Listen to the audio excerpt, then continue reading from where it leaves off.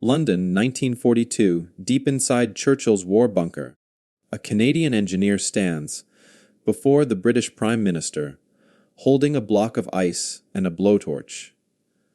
Churchill looks at him like he's lost his mind. "You want to build an aircraft carrier out of ice?" The Canadian, Geoffrey Pyke, nods calmly. "Not just ice, Prime Minister. A material stronger than concrete, unsinkable, and we can build it for a fraction of the cost of steel." Churchill waves his hand dismissively. "This is madness. Ice melts, young man." But Pyke doesn't argue. He simply fires up the blowtorch, aims it directly at the ice block, and waits. 30 seconds pass. The flame roars at 2,000 degrees. The ice should be melting, pooling on the floor, turning to water. But it's not. Churchill leans forward, squinting. The ice is barely even sweating. Pyke smiles. "Prime Minister, meet Pykrete. Ice mixed with wood pulp. It's stronger than concrete, bulletproof, and it floats." Churchill's eyes widen. He touches the block. Still frozen, still solid. He looks up at Pyke and says 6 words that will launch the most bizarre military project of World War Huays. "How fast can you build it?" And just like that, the Canadian engineer, who everyone thought was crazy, is about to create a floating island of ice capable of carrying 200 aircraft across the Atlantic. A ship so massive it would dwarf every battleship in existence. A vessel the Germans would never see coming, because who in their right mind builds a warship out of frozen water? This is the story of Project Habakkuk, the Canadian ice aircraft carrier that almost changed naval warfare forever, and then disappeared from history like it never existed. Let's go back to where this insanity began, 1942. The Battle of the Atlantic is killing the Allies. German U-boats are hunting in wolf packs, sinking merchant ships faster than Britain can replace them. Every week, hundreds of thousands of tons of supplies, food, fuel, weapons, planes, tanks, all of it is going to the bottom of the ocean. Britain is starving, literally running out of food. Churchill knows the math. If the U-boats aren't stopped, Britain will be forced to surrender by 1943, not because of bombs or bullets, but because of hunger. The problem is simple. Allied aircraft can protect convoys, but only for about 300 miles from shore. After that, ships enter the mid-Atlantic gap. 1,000 miles of open ocean with no air cover, and that's where the U-boats are waiting, like sharks in dark water. The solution seems obvious. Build more aircraft carriers. But there's a problem. Britain's shipyards are already running at maximum capacity. Building one aircraft carrier takes 2 years and requires 40,000 tons of steel that's desperately needed for tanks, planes, and warships. America is building carriers too, but they're focused on the Pacific fighting Japan. Churchill is desperate. He needs aircraft carriers in the Atlantic, and he needs them now, not in 2 years. Enter Geoffrey Pyke, a Canadian inventor working for British Combined Operations. Pyke is eccentric, to put it mildly. He wears the same unwashed suit for weeks, sleeps in his office, forgets to eat. His colleagues think he's half genius, half lunatic. But Churchill has learned to listen to Pyke, because his crazy ideas sometimes work. In early 1942, Pyke is obsessing over the U-boat problem. He's staring at maps of the Atlantic, calculating distances, steel requirements, construction times, and he realizes something. They're thinking about this all wrong. Why build carriers out of steel when there's a free material available everywhere in the North Atlantic? Ice. At first, even Pyke knows it sounds absurd.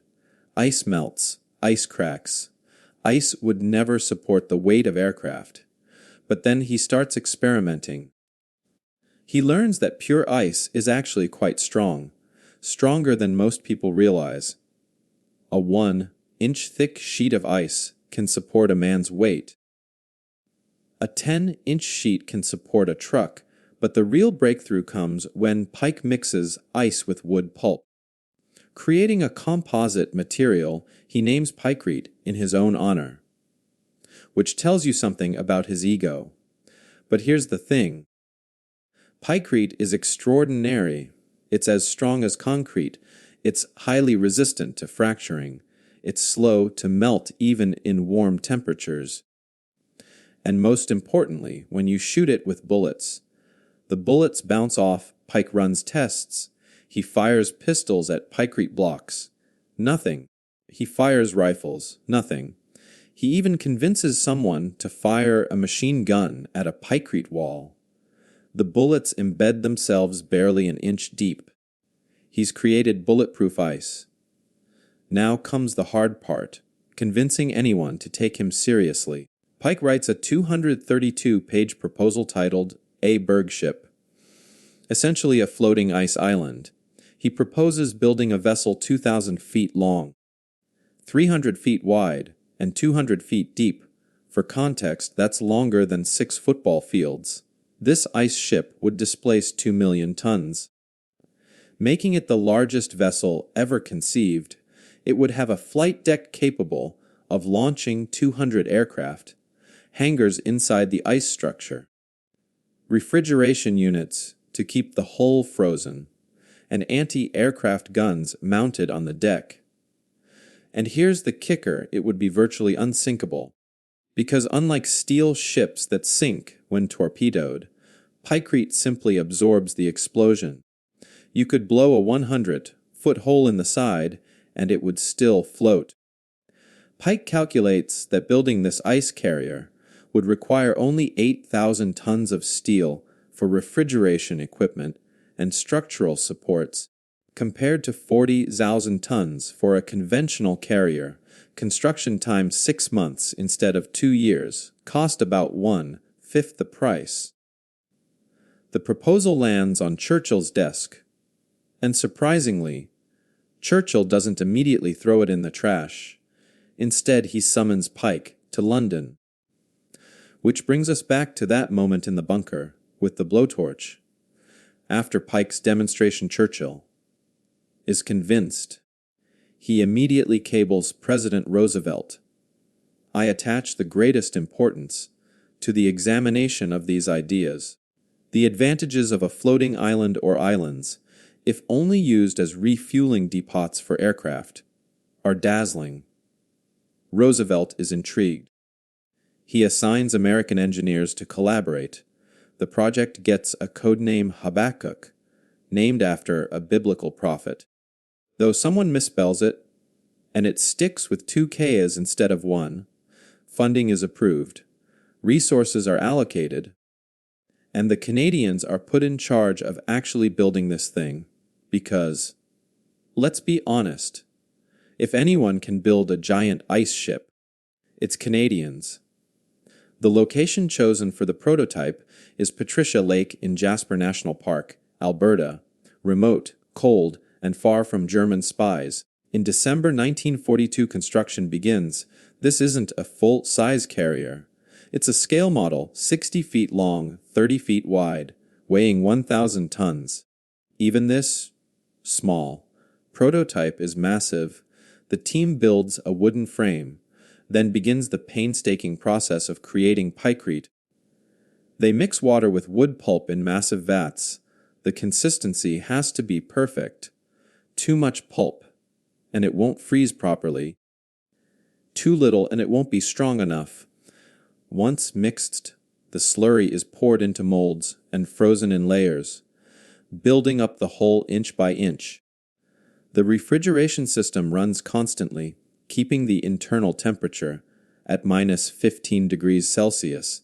The work is brutal. Crews are working outdoors in Canadian winter conditions, -30 degrees, hands freezing, machinery breaking down. But slowly, impossibly, the ice ship takes shape. By February 1943, the prototype is complete, and it's time for tests. The first test is simple: does it float? They cut the prototype free from the ice around it, and yes, it floats perfectly, stable, level, exactly as Pyke predicted. Next test: strength. They drive a truck onto the deck. The Pykrete holds. They park multiple trucks. Still holding, they fire rifles at the hull. Bullets bounce off. They even set up a machine gun and fire sustained bursts. The ice barely chips. The engineers are stunned. It's actually working. News of the successful prototype reaches Churchill and Roosevelt. Excitement builds. Plans are drawn for the full-size Habakkuk. The specifications are mind-boggling: 2,000 feet long, 300 feet wide, walls 40 feet thick, displacement 2.2 million tons, top speed 7 knots, range unlimited because it's constantly refreezing itself, capacity for 150 fighter aircraft plus bombers, crew of over 3,500 men. Construction location: Newfoundland or Northern Canada, estimated completion mid-1944, just in time for the final push into Europe. The British Admiralty begins planning operations. Imagine it a floating ice fortress, positioned in the middle of the Atlantic. Fighters taking off around the clock, hunting U-boats, protecting convoys. The mid-Atlantic gap would cease to exist. German submarine warfare would become impossible. But here's where it all starts to unravel. First problem: logistics. To build a full-size Habakkuk would require 280,000 tons of Pykrete. That means processing millions of tons of wood pulp. The refrigeration system alone would require 8,000 tons of steel and massive amounts of electrical power. Britain and Canada would need to divert resources from other critical war projects. Second problem: timing. By mid-1943, the Battle of the Atlantic is turning in the Allies' favor. New radar technology is detecting U-boats. Long-range B-24 Liberator bombers are closing the mid-Atlantic gap. Escort carriers converted from merchant ships are coming online faster than expected. Suddenly, the desperate need for Habakkuk is less desperate. Third problem: the Americans. While Roosevelt was initially enthusiastic, U.S. military planners are skeptical. Admiral Ernest King, in particular, thinks the whole project is a resource-wasting distraction. He argues that conventional steel carriers, while expensive, are proven technology. America's industrial capacity is ramping up. They can build steel carriers fast enough to meet the need. Why gamble on an experimental ice ship? Fourth problem. And this is the one that kills the Project I maintenance. Engineers realize that keeping a 2-million-ton ice structure frozen in Atlantic waters, even cold Atlantic waters, would require a massive and constant power supply. If the refrigeration fails for any reason, mechanical breakdown, combat damage, fuel shortage, the ship would begin to melt, not quickly, but inevitably, and while Pykrete melts slowly, it does melt. Calculations show that in Atlantic summer temperatures, even with refrigeration, the hull would lose about 1% of its mass per month. That means constant repair and replenishment. It's doable. But it's a logistical nightmare. By late 1943, these problems pile up. The war is moving in the Allies' favor. D-Day planning is underway. Resources are needed elsewhere. And in December 1943, quietly, Project Habakkuk is cancelled. No big announcement. No public explanation. Just a bureaucratic memo terminating funding. The prototype in Patricia Lake is abandoned, left to slowly melt. By 1944, it's gone. Sunk to the bottom of the lake where pieces of it remain to this day, Geoffrey Pyke is devastated. His masterpiece will never be built. He continues working on other projects, but he's never the same. In 1948, suffering from depression and feeling forgotten. Pyke takes his own life, and Project Habakkuk fades into obscurity, classified documents, buried files, a footnote in history. But here's what you need to understand. Habakkuk wasn't built, but it could have been. The science was sound, the prototype worked, the engineering was feasible. If the war had gone differently, if the Battle of the Atlantic had remained desperate into 1944, if the Americans had been more supportive, there might have been a 2,000-foot ice carrier floating in the North Atlantic, launching fighters, hunting U-boats, changing the course of the war. And it would have been designed by a Canadian, built in Canada, using Canadian ingenuity to solve a problem everyone else thought was unsolvable. Think about that for a moment. While Americans were building conventional steel carriers, and the British were struggling with resource shortages, a Canadian inventor proposed building a warship out of frozen water and wood pulp. And he actually made it work. It wasn't crazy. It was brilliant. So brilliant that Churchill personally championed it. So feasible that a working prototype was built and tested successfully.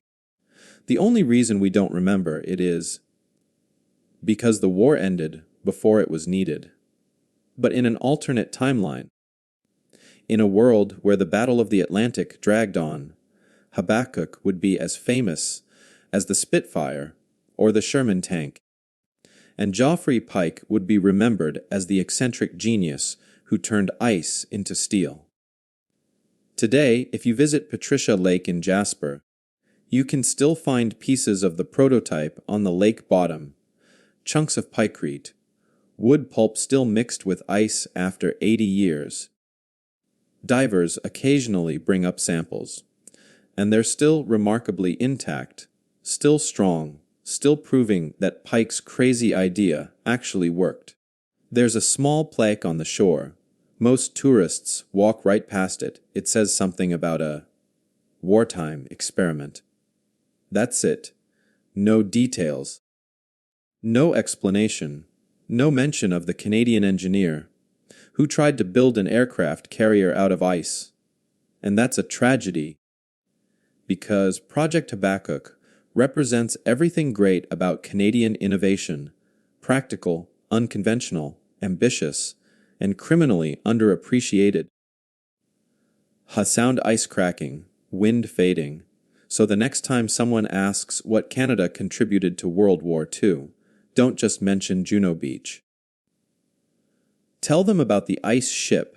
Tell them about Geoffrey Pyke standing in Churchill's bunker with a blowtorch proving everyone wrong.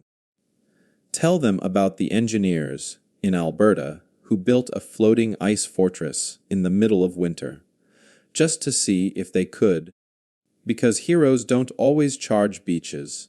Sometimes they build impossible things in frozen lakes, and sometimes the greatest victories are the ones that never had to be fought, because someone was crazy enough to think of a better way.